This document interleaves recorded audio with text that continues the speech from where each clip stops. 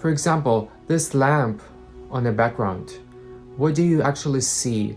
There are some sparkles that I can put my feelings into words somehow and be at home in the world again. I think community in our life is so important. Just feeling at home in this world. It's like a meditation, like your thoughts move around in your mind. But not repetition that is like boredom, but repetition more like meditation, like really focused, deep attention. You understand that that environment, that ritual of making something is shared and more people are involved, and you feel belonging on a more deeper, almost spiritual like level.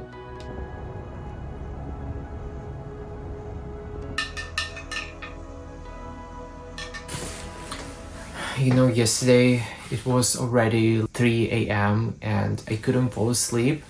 I decided to start a new book, and the name of this book is The Disappearing Rituals by Byung-Chul Han.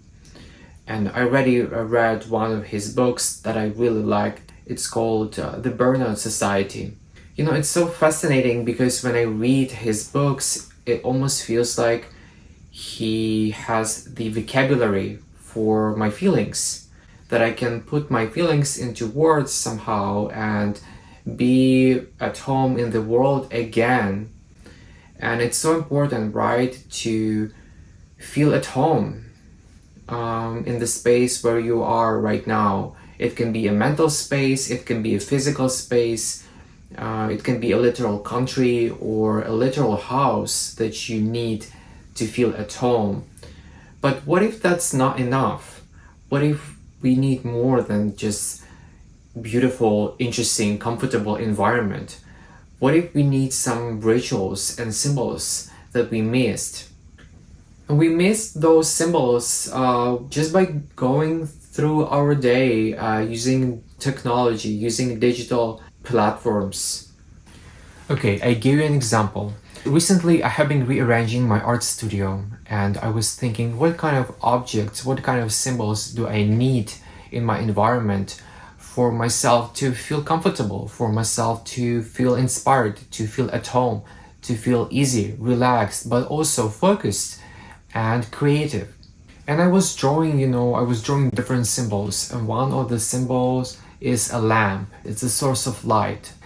Symbolic but also very practical. You need light in your studio to, for example, for your desk to write, but also when you draw or paint, you need light for your installation. Let's say you want to learn how to draw human face, so you use a sculpture instead, right? You put that sculpture in front of you and you use some light to give it some shape, to also learn how to draw the light on the face. Another aspect, another symbol is like a pen or a pencil. Those are the tools, the instruments that you use to create something. And it doesn't have to be like a painting or a drawing. Just as an example. You also need paper or canvas. You need to have a place where you can store it, right? Both pencils and pens and paint, but also your canvas and your paper.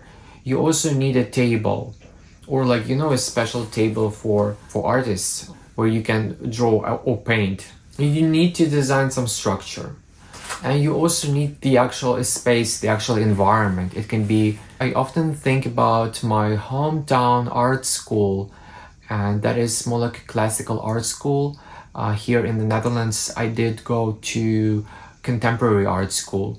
But that classical art school in my hometown, it reminds me of those really great days where I was a teenager and I was going there to learn how to draw and paint, but that wasn't even that important. Important was to connect with others and feel present and connect with also the object that you draw or paint.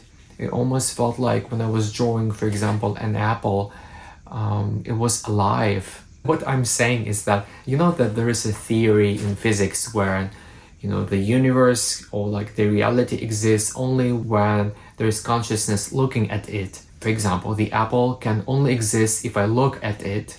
And that's just a theory, and there are many people who don't agree with that. For example, that there is actually a reality that exists outside of my perception.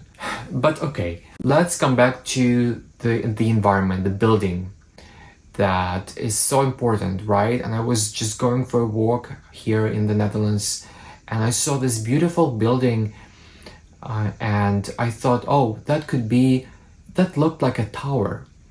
And then I thought, no, it's probably a church. And when I come closer, it was actually an artist who lives there.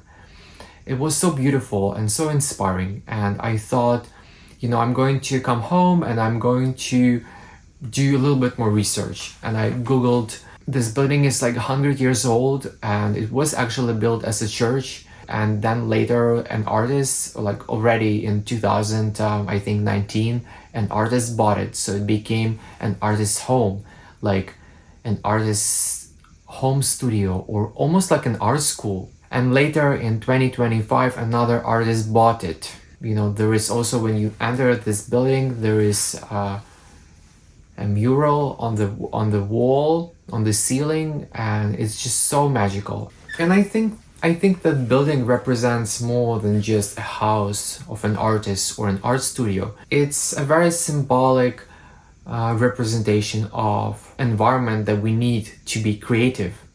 And we are, of course, very much connected to our environment in terms of symbols. But these days, we don't really have a relationship with those symbols anymore.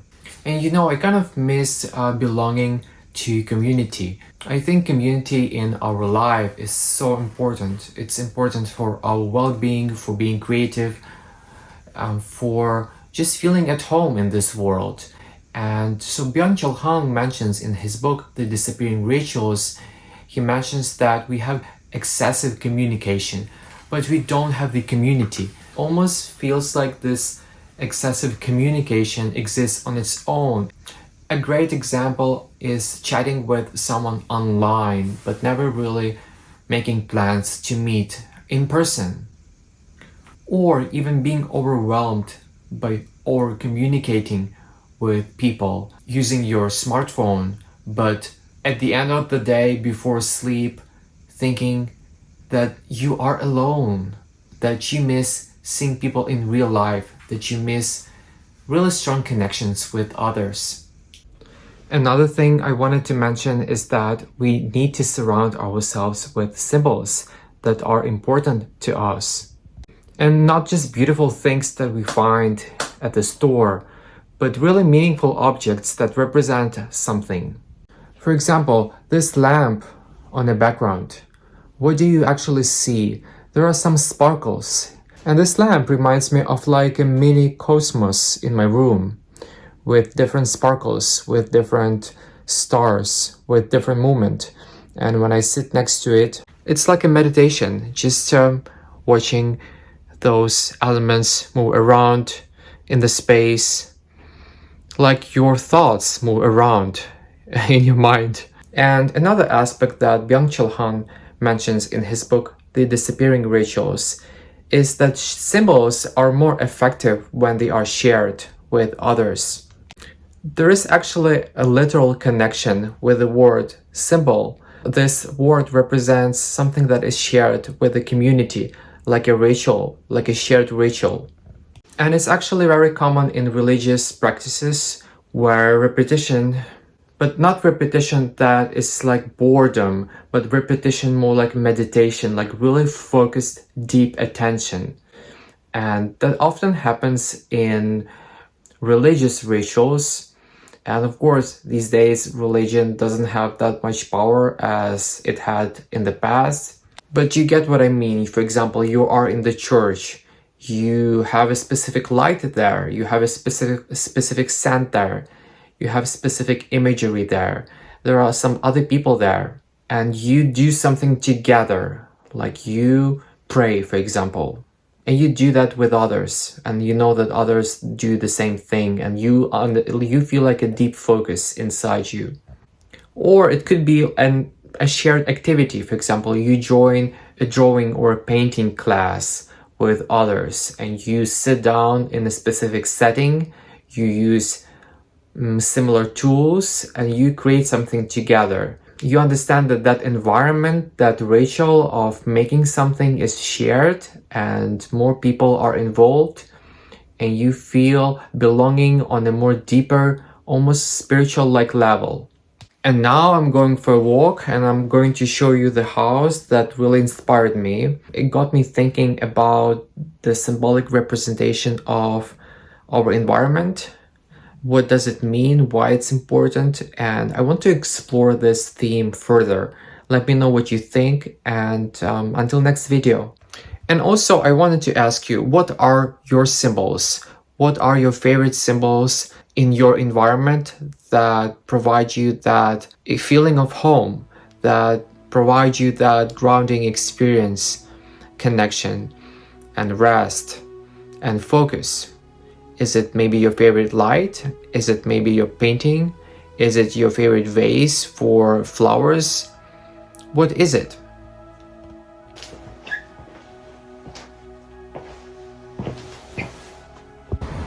This is the building I told you about.